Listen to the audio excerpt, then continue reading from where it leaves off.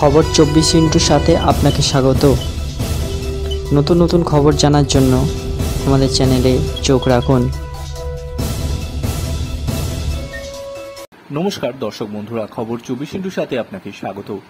ভোটের মুখে কেন্দ্রীয় নিরাপত্তা পেতে চলেছে বসিরহাটের বিজেপি প্রার্থী রেখা পাত্র।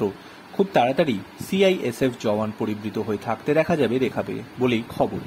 সূত্রের খবর, এক্স ক্যাটাগরিতে নিরাপত্তা পেতে চলেছেন রেখা। শুধু রেখাই নন, মোট 6 বিজেপি প্রার্থীকে স্বরাষ্ট্র মন্ত্রক কেন্দ্রীয় নিরাপত্তা দিতে বলেছে বলে খবর।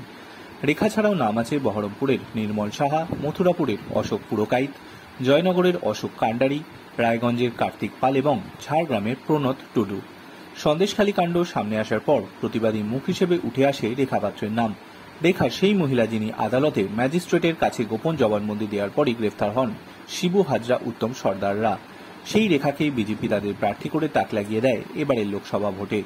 নাম ঘোষণার পরই ময়দানে নেমে জোর প্রচার শুরু করেছেন তিনি। শুধু সন্দেশখালী নয়, বসিরহাট লোকসভার বিভিন্ন এলাকায় দাপিয়ে প্রচার করছেন তিনি। তবে প্রার্থী হওয়ার পর নিজের নিরাপত্তা নিয়ে বলেছিলেন রেখা। সেই রেখাকে নিরাপত্তা সুদৃঢ় করতে খুবই শিগগিরই কেন্দ্রীয় নিরাপত্তা দিতে চলেছেন। সূত্রের খবর, স্বরাষ্ট্রমন্ত্রক তার জন্য এক্স ক্যাটাগরি নিরাপত্তার বন্দোবস্ত করেছে।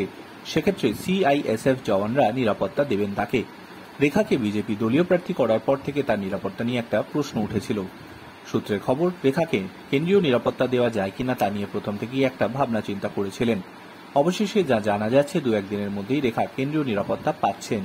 কেন্দ্রীয় জওয়ানরা থাকবে গোটা ভোট পর্বে তার সঙ্গে। ব্যুরো রিপোর্ট, খবর 24x7।